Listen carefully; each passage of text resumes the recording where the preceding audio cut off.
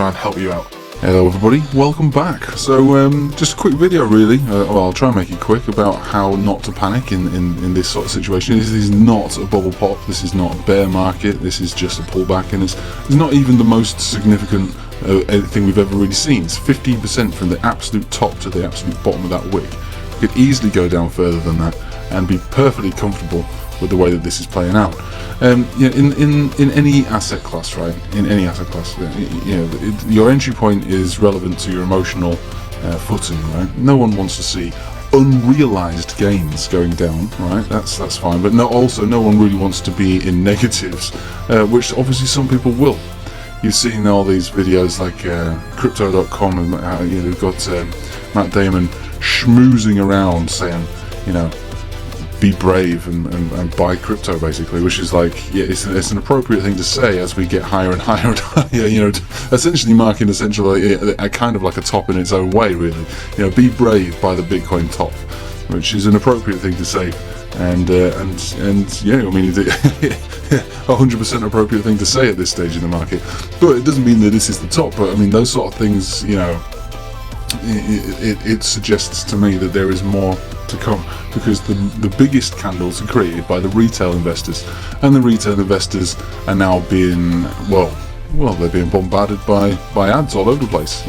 Crypto is going, it's already mainstream, but it's really is going to go mainstream, which means that there's very much, I'm pretty confident that there is a lot more to this. Because if you put yourself in the minds of the whales, the people who can manipulate this market, where's your money going to come from? Are you going to take profit? Are you going to dump this market right now, just as crypto.com got Matt Damon involved? No, you got to wait. You got to wait for a little bit of time. You got to wait a little bit longer for everybody else to get involved, and then their next door neighbours to get involved. And only when their next door neighbours have got involved, then you can take them for every penny that they put in, which is essentially what will probably happen, in this market. So it's a bit premature to expect a large dump. If anything, we have a pullback, which would allow for some decent entry points, and this will continue up over the next few weeks, months. I would expect this to continue to go up. Now, there's one indicator that I often use, which helps to navigate through what could potentially be a bubble pop, and that would be your money flow index. We've got a bubble pop over here at the parabolic top, and then another parabolic top over here, 2019, and arguably this parabolic top in 2020, and then it obviously went up a little bit more because it doesn't show on this chart, but the altcoin market went absolutely crazy at that point, causing basically more green candles and then essentially a bubble pop off the market.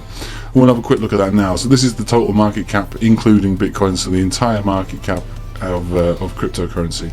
And as you can see on the daily, it's very much in fitting with an uptrend. On the weekly, also extremely fitting with an uptrend. Not only that, but we do have this conversion baseline crossover here, which is a continuation signal on the long term.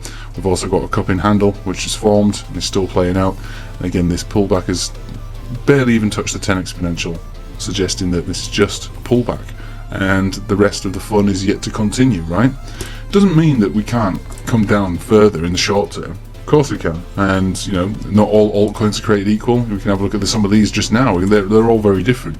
We've got Ethereum over here on a weekly, extremely bullish. Extremely bullish charts that basically mimicking the total market cap. You could argue that Ethereum is one of the main drivers, if not the main driver, to the market at the moment.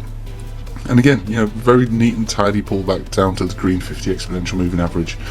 Got Chainlink over here. People are going crazy over Chainlink again. It's cool again. It's back in fashion. Not quite the pinnacle of health, but still uptrend. There's nothing wrong with this. It's messy, but it's still trending up. There's no real signs of anything to be particularly worried about. Got Polkadot over here. Yeah, that was a fair old wick, but it's also been a fair old uptrend as far as this chart is concerned. Structural integrity is still intact. And one of our favourites is is XRP, which looks very different, but again, still, as far as an uptrend is concerned, it's still got the makeup of an uptrend, right? Nothing to be concerned about here. So overall, I think a lot of people are just getting a little bit too edgy about what's happened today. if you watch my channel over the last week, I've made 2 videos where I was expecting to see a big pullback, right? And a deeper one than this, you know, down to potentially mid-50s. That might not happen, but the reason I put those numbers out there is that if that did happen, it shouldn't surprise us, right? It shouldn't surprise us at all. The liquidation events, they take out the open interest, all the futures trading, wipe the slate clean, allow for it to pick itself back up again. Again, if we look at this as well on the daily, we can see that, yeah, the money flow index was very high over here, and I was calling for a bit of a pullback on this level here, and we continued up. We did get a pullback, but the red candles do not match the green ones that brought it up here. So there's still a lot more people holding onto their Bitcoin through thick and thin, the true meaning of the term hodl, holding on for dear life at these levels. So people are buying their Bitcoins and just holding it. They know something that we don't. Well, it depends. I mean, I think I know. They're holding on to it because they expect higher value, and they will probably receive that. There's the stock to flow ratio, isn't it? The stock to flow model determines higher prices, and it would appear that through an extremely large money flow index read over here, all the way back down here, and still perhaps maybe even decreasing at this stage now, doesn't really reflect to the same extent of red versus green. So yeah, be prepared for potentially a little bit more, you know, maybe down to these levels around 55, 56. Be prepared for that. But if that were to happen, you know, I don't have a crystal ball. I certainly don't have a crystal ball, but I would expect that this would mark essentially at the bottom. And if we did get down here, it would very likely be a wick that just basically just takes us back up again, new all-time highs there, and so on and so on. There's a lot of altcoins out there we've determined on the Patreon when we look at these things on the live streams that suggest that, you know, towards the end of November into December, they will have the power to run. Those I've checked those, they're all still valid, they're all still fine at this level and even lower. So I'm very much bullish on this market, right? These pullbacks like this are just, you know, it's just for you to just accept and take, you know, ride with the punches, right? If we start breaking down below 55 and lower than that, and especially, you know, below 50, then yeah, of course we can entertain the idea of a bear market at that point. We shouldn't really be closing candles lower than that at that stage in the market.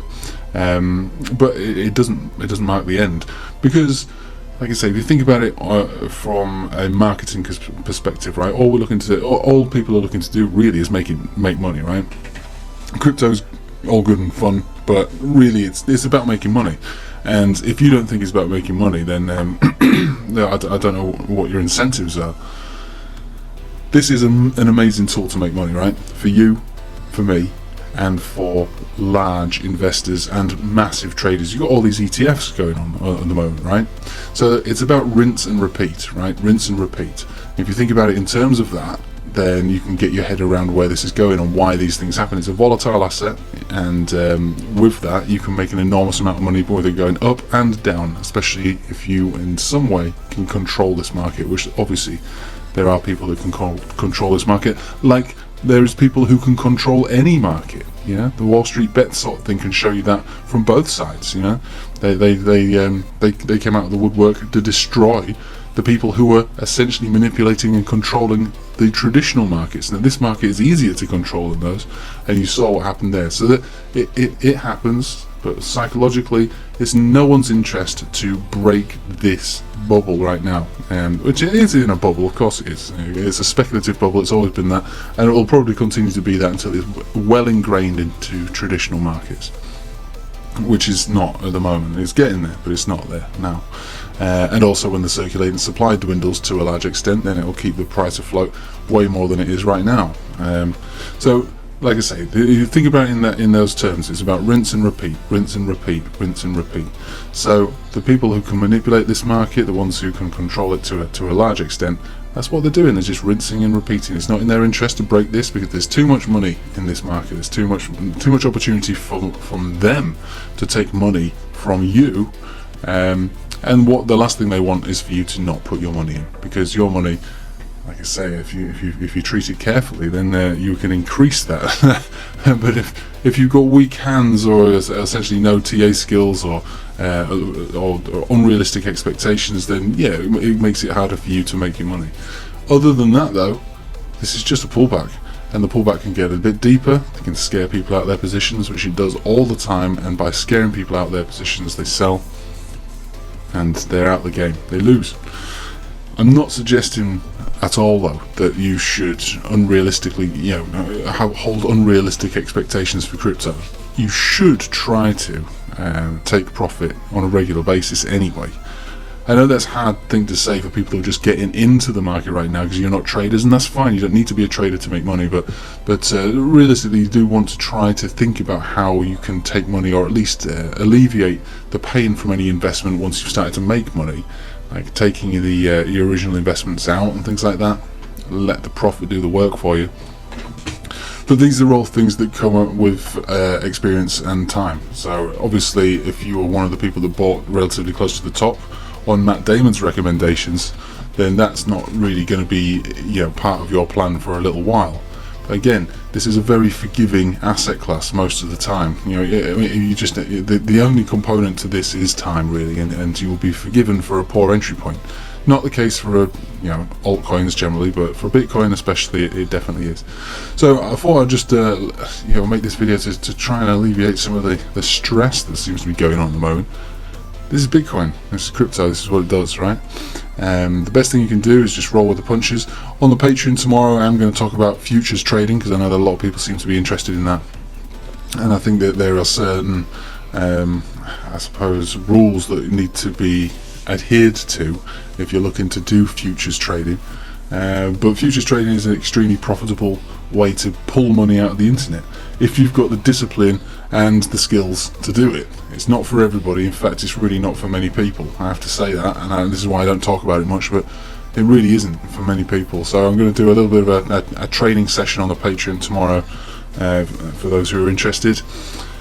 And other than that, just chill, just relax. End of November into December looks very rosy still, and it's just a pullback. In fact, I welcome it because it allows for lower prices, which allows for more entry points. It allows for larger leveraged positions to be put in place, over the coming, maybe even just days and weeks.